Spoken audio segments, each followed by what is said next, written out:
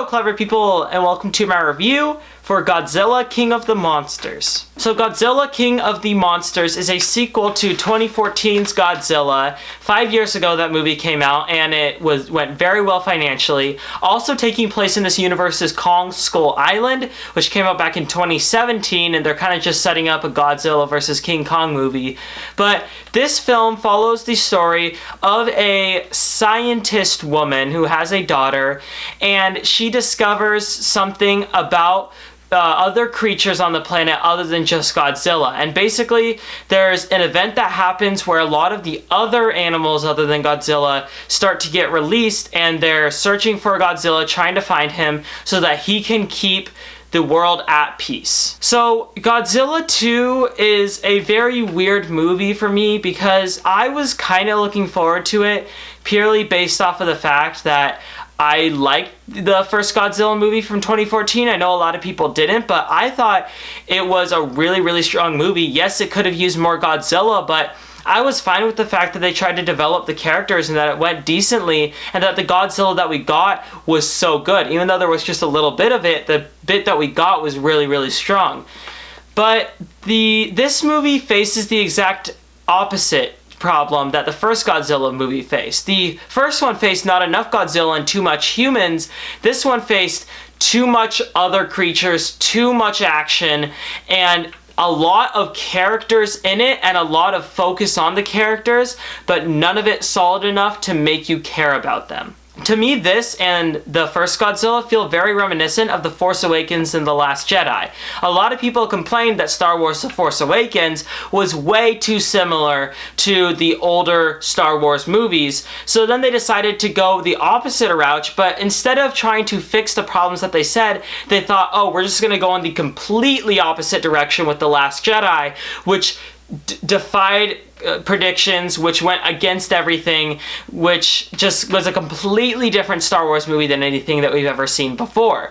And that feels like the same thing with Godzilla 2. There were complaints about there not being enough Godzilla. Okay, we're going to go in the completely opposite direction, and because of that, the movie suffered severely. In the end, there were just too many monsters. There was too much action, and none of it was actually of any quality. It was all really boring. It was all just creatures going and punching each other, and the thing is, there's never long takes of the action. You never get to see the action in full force because they're always cutting back to the human characters during the action, and it completely takes you out of it. Like at the final battle scene, Godzilla is squaring off against some villains. I won't say who they are for the sake of spoilers, but they keep on cutting down to the ground with the human characters as they're running throughout the city, as they're trying to figure things out.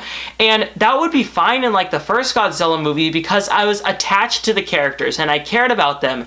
But the problem is, in this movie, they don't spend any time developing them. They don't spend any time trying to make you care for the characters, and the little bits of development that they do for each character is so cliched and contrived that it falls so flat. And then the rest of the movie is just loud monsters hitting each other, but you don't care about the monsters nearly as much as you did in the first one because you see like 4 or 5 action set pieces with them, and that much action makes it so that all of the other action in the movie and all the other fight scenes seems really, really bland and boring and especially repetitive. Really, Godzilla King of the Monsters was a huge disappointment because this was supposed to be the movie that really kicked off the whole Monsters universe and was supposed to set up Godzilla and King versus King Kong next year.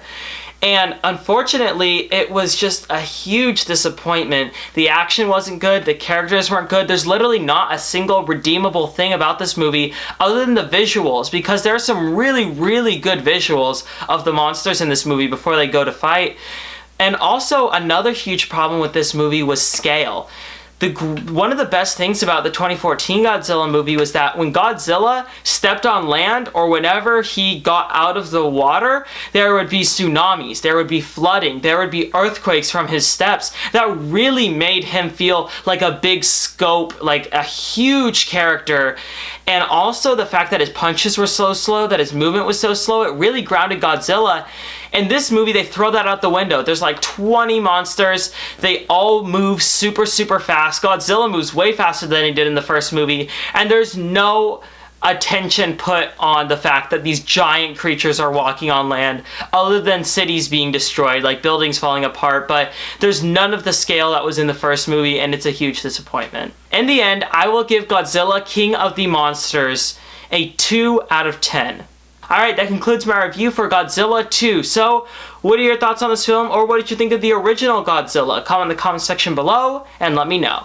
I'm Robert Burke, and this has been The Clever Critics. Goodbye.